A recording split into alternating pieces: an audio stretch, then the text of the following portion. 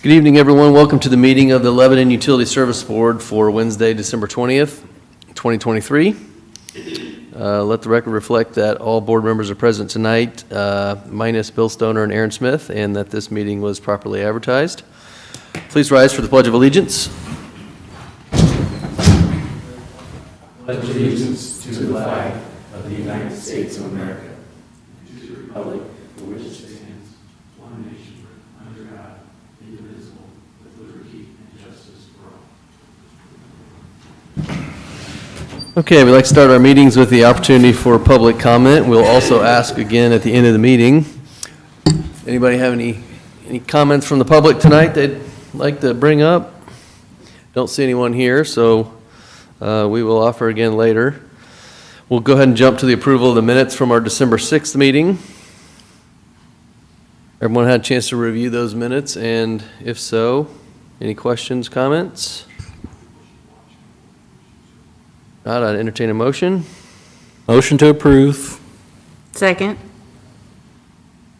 Motion made by Tim, seconded by Ann to approve the minutes from the December 6th, 2023 meeting. Any additional discussion? All in favor signify by saying aye. Aye. Aye. Any opposed? Okay, we'll jump to our CFO, Sandra Morgan, to present the budget for 2024. Hey, Sandra. Good evening, everyone. And first of all, I wanted to take a moment just to thank everybody who's worked on this budget. We do work on the budget for about 3 months. So all of the managers, the finance committee, Ed, and the entire board. I think we had a working session a couple weeks ago. So tonight what we will do is we will just be presenting extremely high level information and then open it up for questions just in case anybody has any final questions. So the electric utility, our proposed operating revenue for 2024 is $28,672,867. Operating expenses, $28,624,616. The interest, $161,487 for a net margin before extraordinary items of $209,737. We have a total of $3,953,710 in proposed capital projects for the electric utility. That includes new and replacement transformers for $1.5 million, road projects for $520,000, annexation loop feed $400,000, a digger derrick truck for $320,000, and then some other minor projects there. So to summarize the electric utility, the current rate structure was put in place back in 2013. It was designed to provide about $1 million a year for capital improvements, and that's averaged over a 5-year period. The 2024 budget leaves about $1.3 million available for capital and debt. The debt principal is projected to be $615,000, and that leaves $665,000 for capital.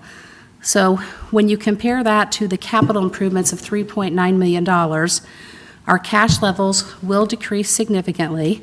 And looking out over the next 5 years, I think that we are going to need to start a rate analysis in the near future. Any questions on the electric utility? Okay.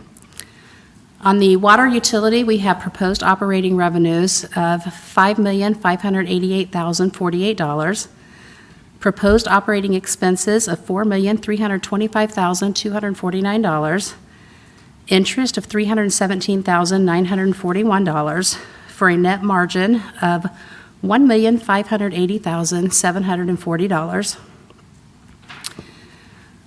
Our total capital improvements for the water utility for 2024 total $8,354,710.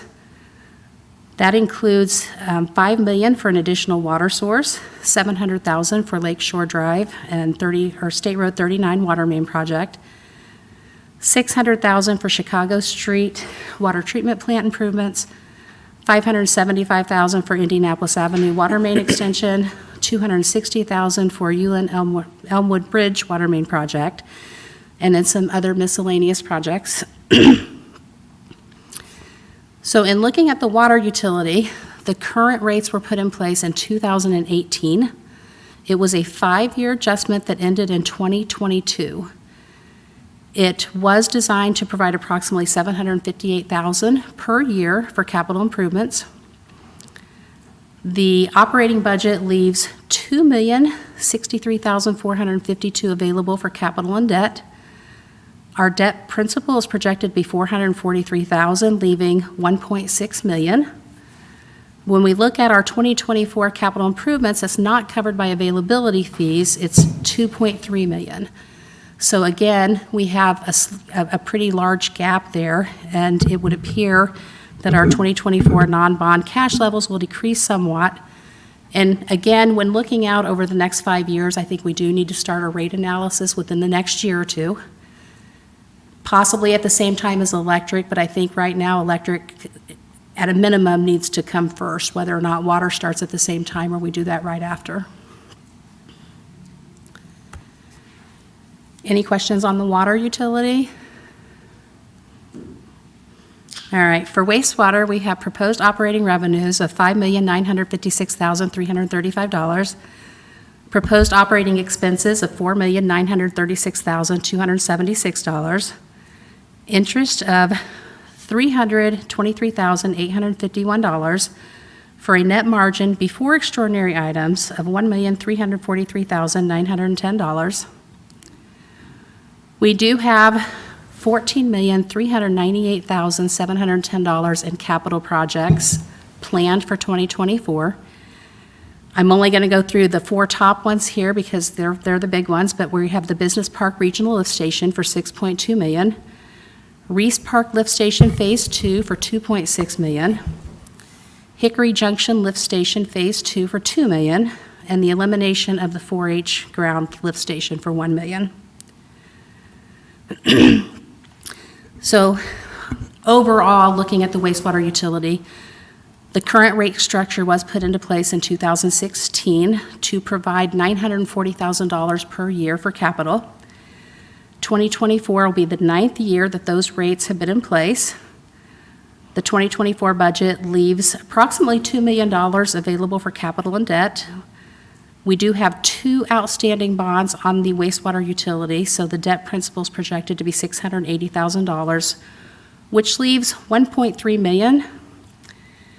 The capital improvements not covered by availability fees is $1.6 million, and I think that's the biggest difference. We received a large influx of availability fees this last year that we can put towards projects that in the past we counted those under our operating. So right now, when I look out over 5 years, the rates seem to be stable. That could change any given year with the current projects, but that's a little bit different than what I said last year, but it's because we didn't have that influx of cash. Any questions on the wastewater? Okay. For telecom, we have proposed operating revenues of $982,631, proposed operating expenses of $692,496, interest of $41,526 for a net margin of $331,661. In total, they have $259,870 for capital improvements. The largest part of that is wireless customer upgrades for $135,000 and tower upgrades for $80,000. So when looking at the budget analysis, right now the budget leaves $329,000 approximately available for capital and debt. Currently, they have no debt, so if we just look at the capital improvements of $259,870, the cash levels should increase. And looking out over 5 years, we think they'll increase all 5 of those years. And telecom is projected to continue to cover $350,000 to $400,000 per year in allocated costs. And again, I'm sorry this is so high level, but the actual budget is 54 pages, so we just try to summarize it for this meeting for everyone. Any questions on the telecom? Okay, if we have no questions, we are recommending that the board approve the 2024 budget as presented. And I think Danny made copies, final budget copies for everyone to hand out today. Sandra, I didn't have an individual question, but I just wanted to comment and say that we're planning to do a comprehensive rate analysis with you and Baker Tilly, and that's going to start Q2, is that right? It should start at the beginning of Q2. They want to wait until we get our year-end financials done. Because of the audit, on any given month when we prepare the financials for the board, we only hold open 1 month.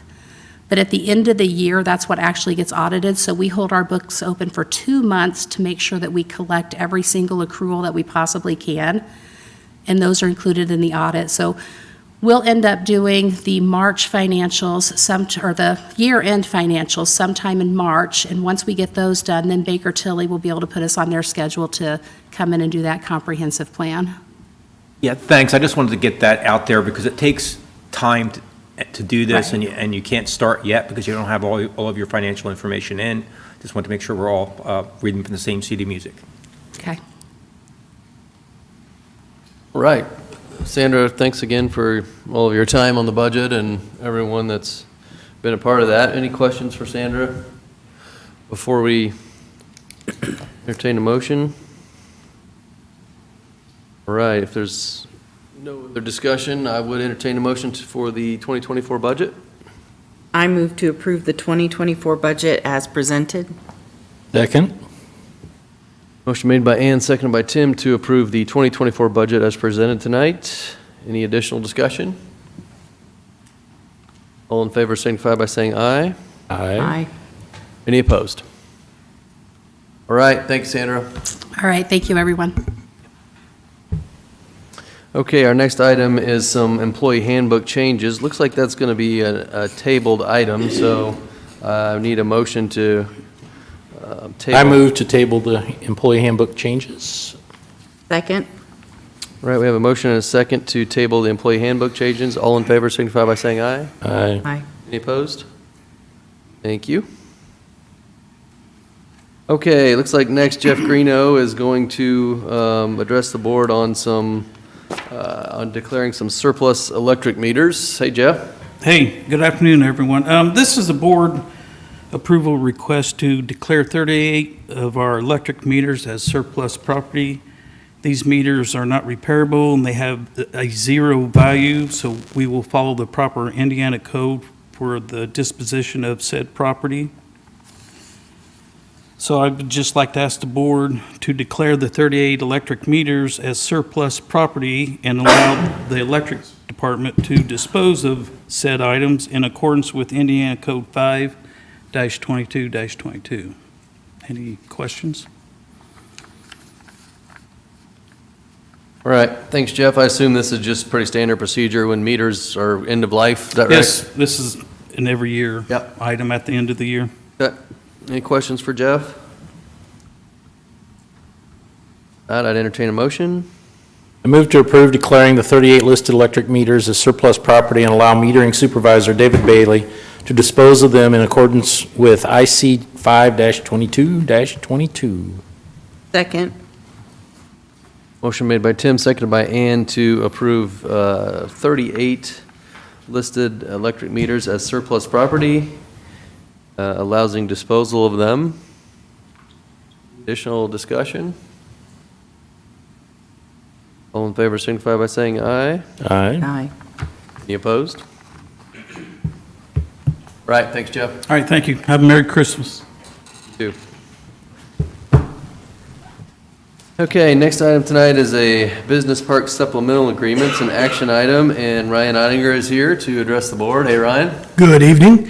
The first, hold on, this is a recipe for a smoked ham. I can share that later. If anybody needs that, I'll go ahead and put that at the bottom of the pile. I guess ready to celebrate a little early, so we'll get through this first. This request is for the approval of the Business Park Lift Station Supplemental Agreement Number 1. This allows us to continue moving forward with the Business Park Lift Station. This is for right-of-way services to obtain easements of 2 different parcels. Electric design, and also a majority of this is construction inspection. This is also going to allow for a more detailed survey to create a plat for easement acquisition. We are fortunate, a route that we have chosen is, part of that is the spec building that the city is developing. So we'll be able to take advantage of that and get some easement from them to save us some time and money in this process.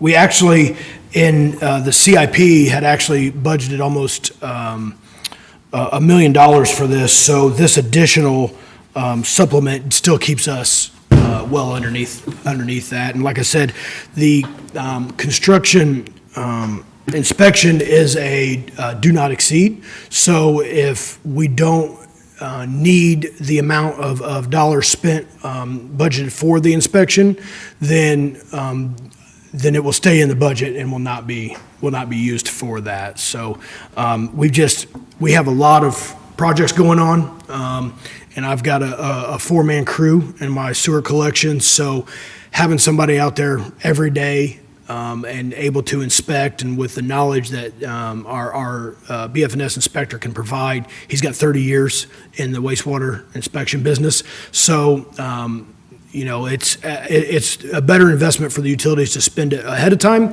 than to have to go in after a mistake is made, dig it back up, possibly tear a road up, sidewalks up, and try to repair it then. So that's kind of, the supplemental agreement is more as we're getting closer to actual construction, this kind of hones in on our needs, and we're able to match the budget with that.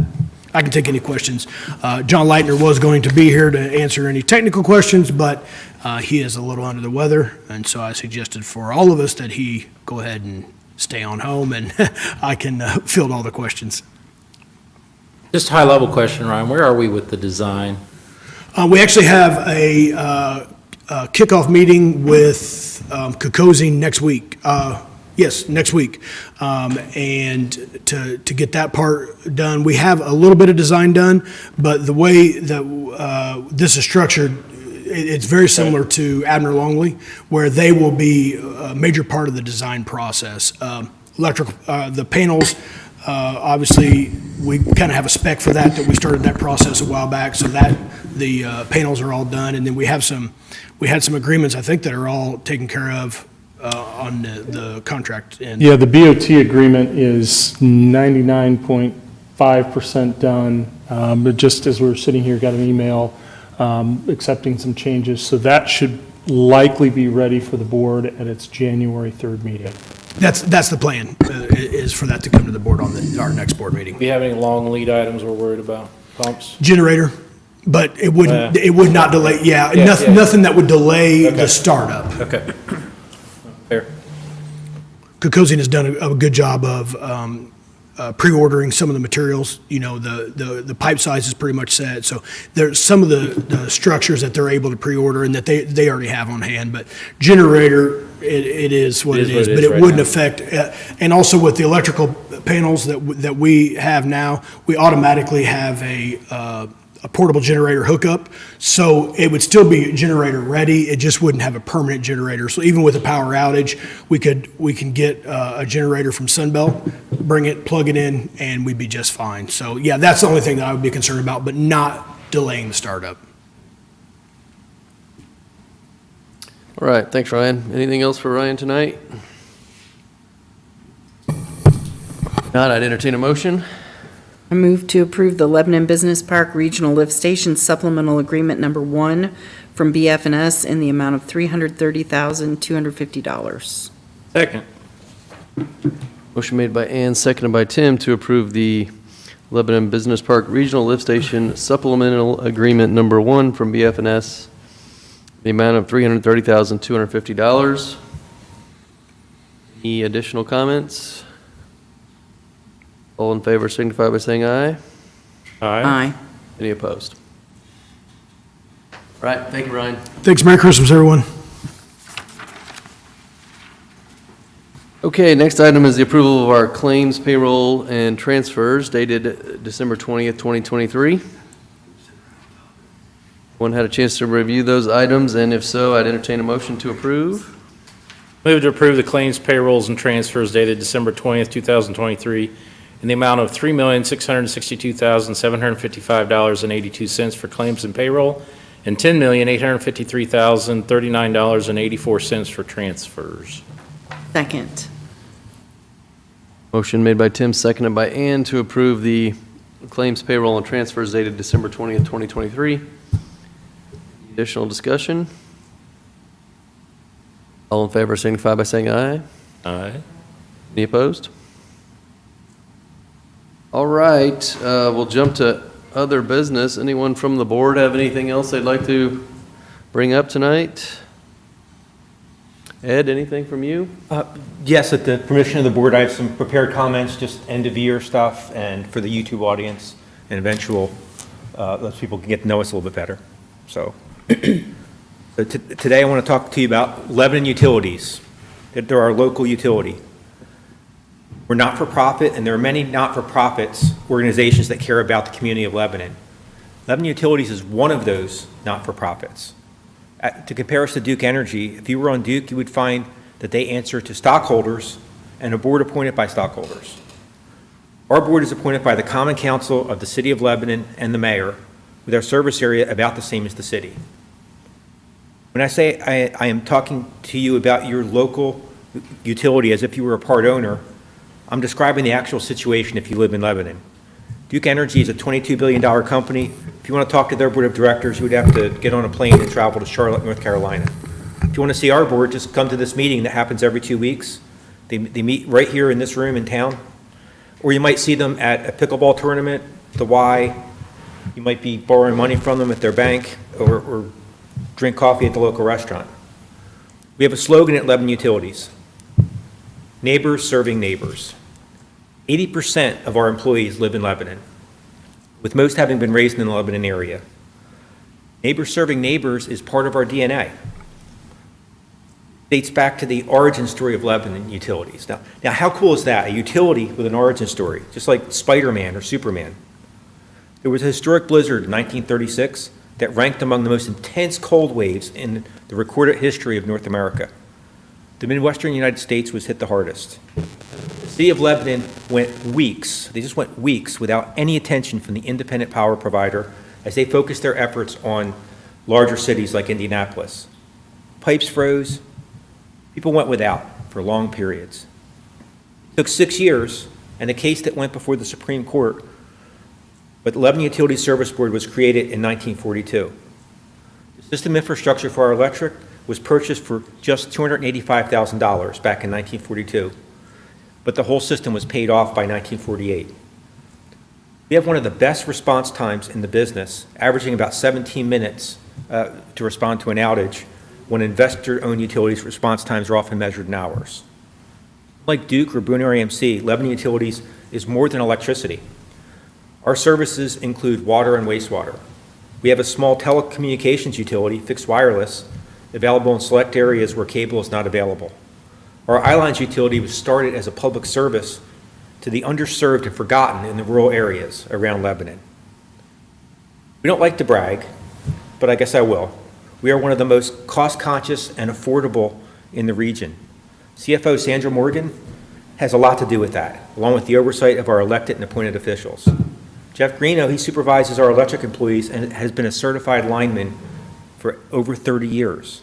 Brian Ottinger heads up our water and wastewater operations. He's a certified drinking water operator who has been with Lebanon Utilities for over 20 years. He also referees local basketball games, so you can give your opinion on his refereeing anytime you want. Just go out to see the game. We must toot our own horn on our rates, especially when people move to Lebanon from another community. People sometimes get sticker shock, not realizing all their utilities are on one bill. LU staff help annually with the setting up of the Kiwanis Pancake Supper, allowing them to use a portion of their work time because they're helping the community. LU often fields requests from many worthy causes for monetary donations, but we simply are not allowed to make any such donations based on how we're organized. It's part of how we keep the rates low. I want to give a general shout out to my employees who are your neighbors. Utility workers are underrated. Working with sewage is many things, but it's not glamorous.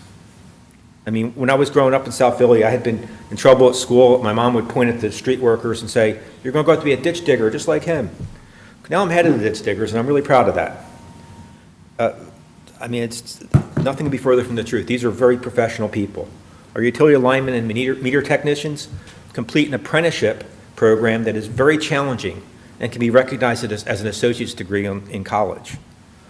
Our water and wastewater professionals must earn a state license with practical and test requirements as well. Our field employees' jobs require a great deal of protective equipment and training. They may be working in a ditch on a roadside, entering confined spaces, and working around heavy equipment. The electric linemen are working around live high voltage, up in the air on a pole or in a bucket, usually in the worst weather conditions possible, because that's when power outages seem to happen. These are very smart, hardworking people. In a sense, my mom was correct when she said I would be a ditch digger, because it's an honor to be the boss ditch digger. I've come to Lebanon Utilities with experience in all the utility areas.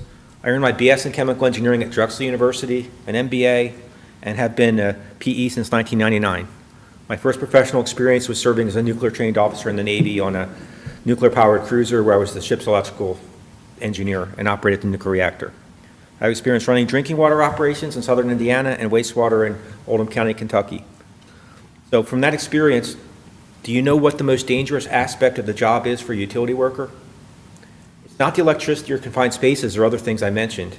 The most dangerous aspect is you, the public, in the sense that statistically the most likely way for someone to die on the job while working in the utility industry is to be struck by a vehicle while working on a roadside construction site.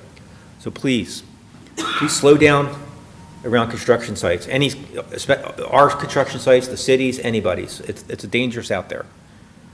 Lebanon Utilities has a very professional and courteous inside staff.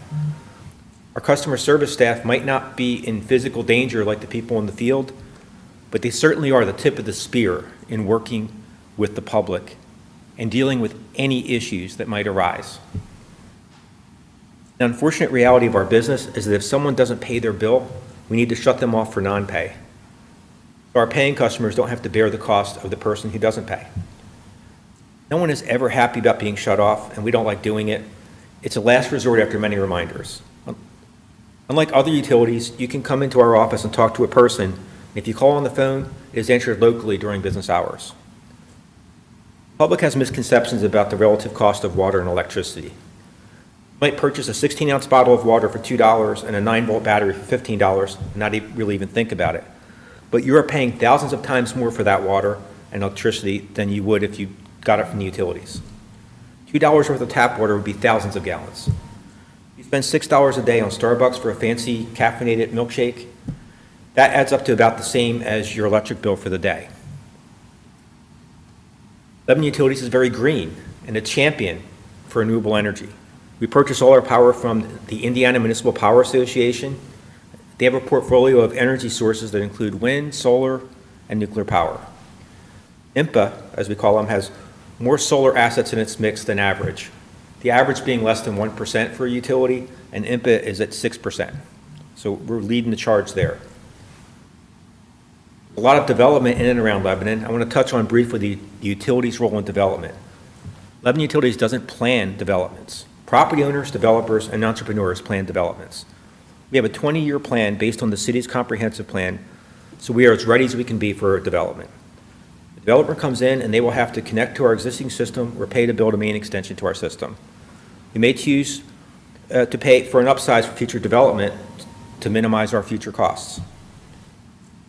Collect availability fees, thereby into our system, space at the wastewater or water plant. Our general philosophy is that growth pays for growth, because utilities are not risk-taking entities. It's a great asset for the city of Lebanon to be the stakeholder in local sewer, water, and electricity through Lebanon Utilities. It means local control they don't have with a Duke or other large utility with interest outside the community. You have just one takeaway today from my little talk. I hope it's admiration for my hardworking staff. Slow down and be patient if you see my people working in or near the road. You might be upset about the problem that brought you in contact with, say, our customer service staff. No one calls unless there's a problem. Remember that your power outage, billing, or other problem is not their fault personally. The young man or young lady you are speaking to is someone's son or daughter. We are your neighbors, not hiding behind some call center in another state. We are neighbors serving neighbors, and this is Lebanon Utilities, and thank you, Board, for indulging me in my comments. Thank you, Ed. Appreciate that information. Any other business before the board tonight? We'll offer public comment once again. Ed, are you aware of any? No, sir? Oh, Okay. All right, well, it looks like we're scheduled for January 3rd, 2024 at 5 PM. Want to thank everyone for a great 2023. Hope everyone has a Merry Christmas and a safe and healthy 2024. Oh, I did have one thing. Yep. It's probably better when the whole board's here, but we are looking to schedule a working session and need availability dates for the IURC discussion. It was going to be January 3rd, but we didn't have a working session for me to bring it up in, and I have some dates that we put on email, and we probably just need you. I think Danny could help me. I think it's like the 15th, 16th, or 18th, so be looking for an email on that, so. Okay, sounds good. Anything else before we adjourn? Entertain a motion for that? Move to adjourn. Second. All right, we have a motion and a second. All in favor? Aye. Any opposed? All right, thanks, everyone, and Merry Christmas. Merry Christmas.